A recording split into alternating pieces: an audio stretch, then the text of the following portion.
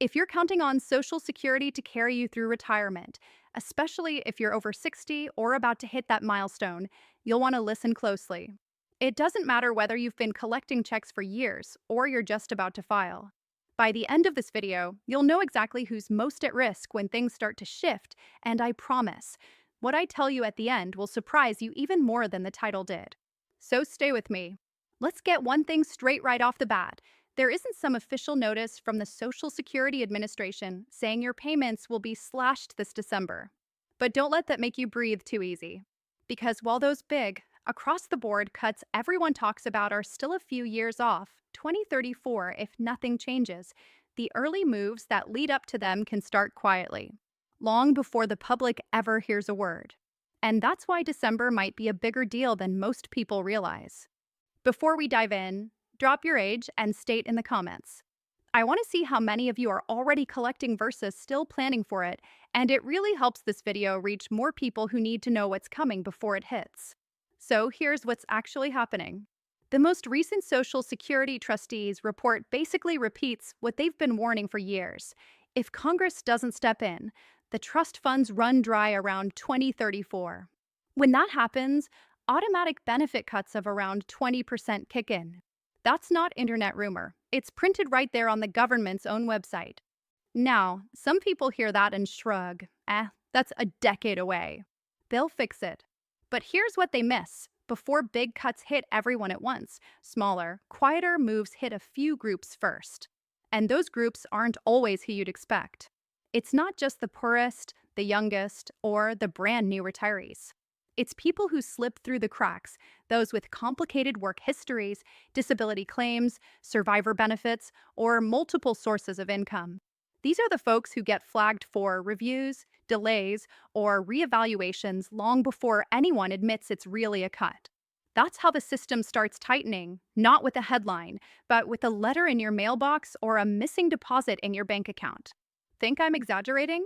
Ask anyone who's tried to file for disability lately. And here's the part that trips most people up. Even if you're already collecting, you're not automatically safe. When the government starts running out of money, it has two main options: slow down new approvals or tighten the reins on the people already in the system. And neither one of those options comes with a big public announcement. It starts subtly: longer processing times, more forms, more verifications, and extra hoops to jump through. That's why December matters.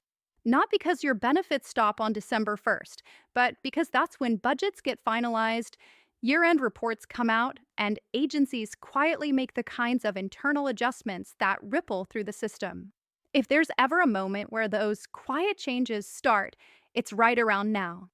Here's what that ripple can look like. A disabled worker's application suddenly gets kicked back for being incomplete. A widow's survivor benefits get paused for review. Someone who filed early and kept working discovers more of their check is being withheld because the income limit quietly changed. None of this is new, it's history repeating itself. So let's talk about who's likely to feel it first. It's not about rich versus poor, it's about complexity. The messier your situation, the more likely you'll get caught in the slowdown. That's because the easiest way for the system to save money isn't to announce cuts, it's to delay payments legally. A few months of temporary holds here and there adds up fast, and most people don't even realize what's happening until they're halfway through an appeal form. But you're not most people, because now you know what to watch for. If Social Security starts tightening quietly this winter, the first wave will probably hit new disability applicants. The backlog is already huge, approval rates are shrinking, and as budgets get tighter, those delays are only going to grow. Next are people with irregular or mixed work histories, anyone who is self-employed, worked part-time, or had gaps in income. Their benefits are real, but their data doesn't fit neatly into the system, which makes them easy to flag for review. Then there are early claimants who are still working. You already know Social Security claws back part of your benefit if you earn too much, but what most folks don't know is that income limit could quietly change in a budget cycle, leading to more withheld checks. And finally, survivor beneficiaries, widows, widowers, or parents with layered benefits. If you've remarried or receive income from multiple sources, your file is complicated, and complicated claims are the first to be delayed or suspended pending verification.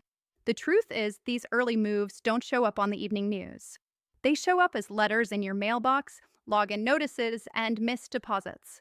And as Congress wrestles with another gridlocked budget season, this winter is exactly when small changes tend to sneak in. Now, maybe you're thinking, I'm fine, none of that applies to me. But once a system starts tightening, the pressure spreads. It always does. The people who stay ahead are the ones who pay attention. And that's where your power is awareness. So here's what you should be doing right now. Log into your My Social Security account at least once a month. Check your earnings record. Make sure every year you work shows up, because even one missing year can cost you hundreds every month for the rest of your life. Keep your banking info updated, and don't ignore any letters marked action required. If you're filing or planning to file for disability, survivor, or supplemental benefits, stay on top of every single document. Sometimes one missing sheet of paper is all it takes to stall your payment. And above all, trust your gut. If something feels off, a deposit's late, or you get a strange verification request, don't brush it off. That might be your early warning sign, not that the system's collapsing, but that it's straining. And when it strains, the people who pay attention to the details are the ones who stay standing. If you made it this far, you're already ahead of the curve. You're not sitting back waiting for someone else to tell you what's happening, you're taking control. And that puts you in a small but powerful group. We're entering a stretch where staying informed matters more than ever, not panicking, not stressing, just being alert and ready. If you found value in this, I hope you'll subscribe. I don't do hype, I don't sell fear, and I don't sugarcoat. I just bring you the real conversations nobody else wants to have, especially about the systems we've spent our whole lives paying into. The future isn't fixed, but it is unfolding. And the people who stay awake to it, they'll be the ones ready when the changes hit.